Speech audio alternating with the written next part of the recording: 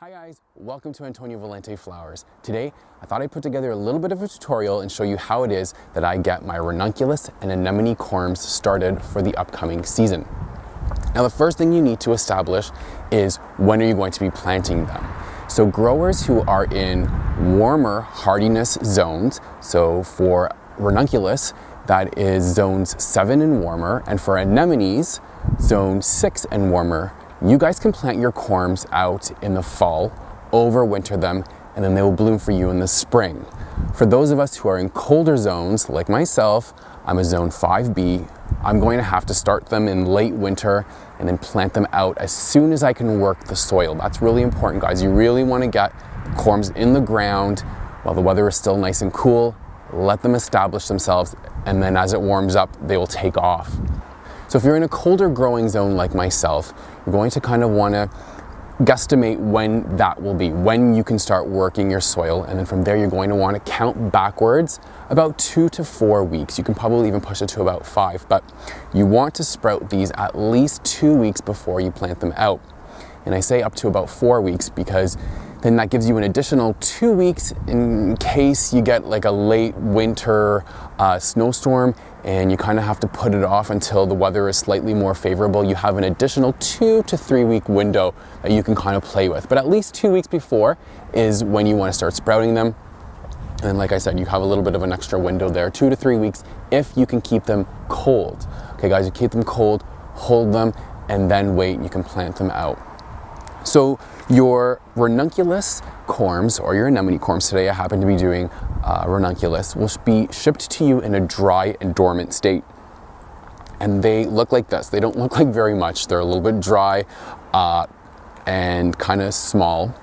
But what you're going to want to do to prepare them for this pre-sprouting process is you're going to want to soak them in water.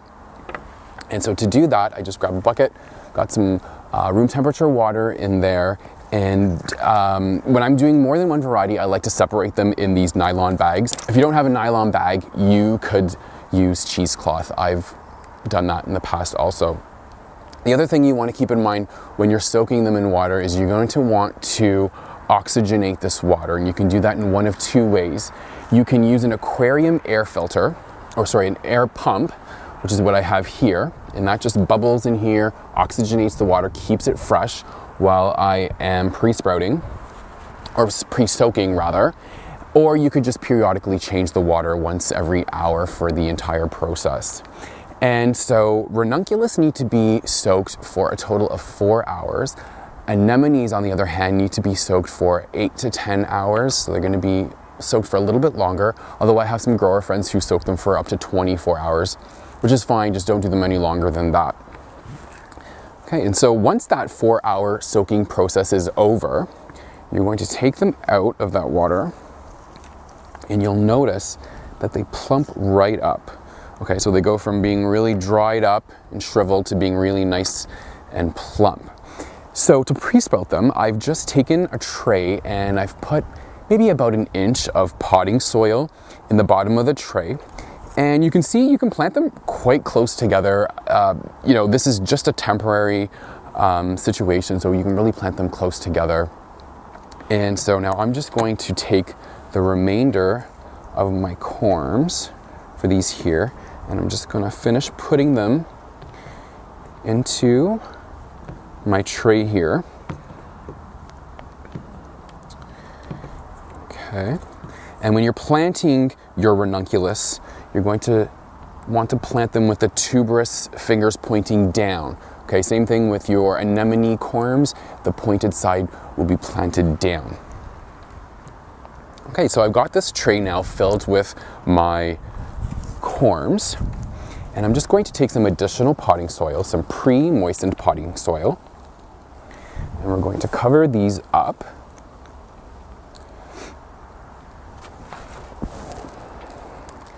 And the other thing you're going to want to do is have a label ready to go with the variety that it is that you are planting and the date that you have planted them.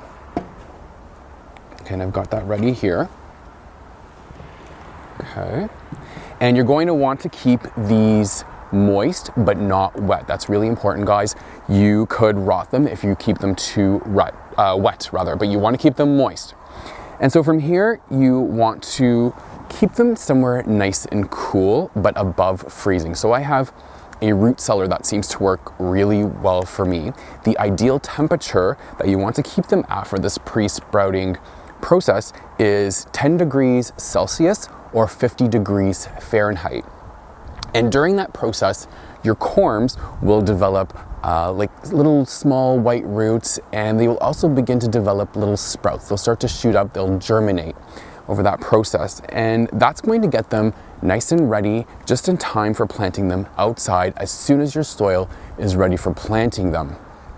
And then when you go ahead and you plant them outside, you want to select a site in full sun and in well draining soil. Ranunculus like to be watered, but they also like a well draining soil. So guys, that's about it. Pre-sprouting your ranunculus corms or your anemones, it's not as difficult as you might think. It's actually quite simple, really easy, a really gorgeous, reliable flower. I've been growing them for years now, and I've never been disappointed. If you like this video, let me know in the comments below, and in a couple of weeks I can do a follow-up video and show you how it is that I plant them outside. Thanks, guys.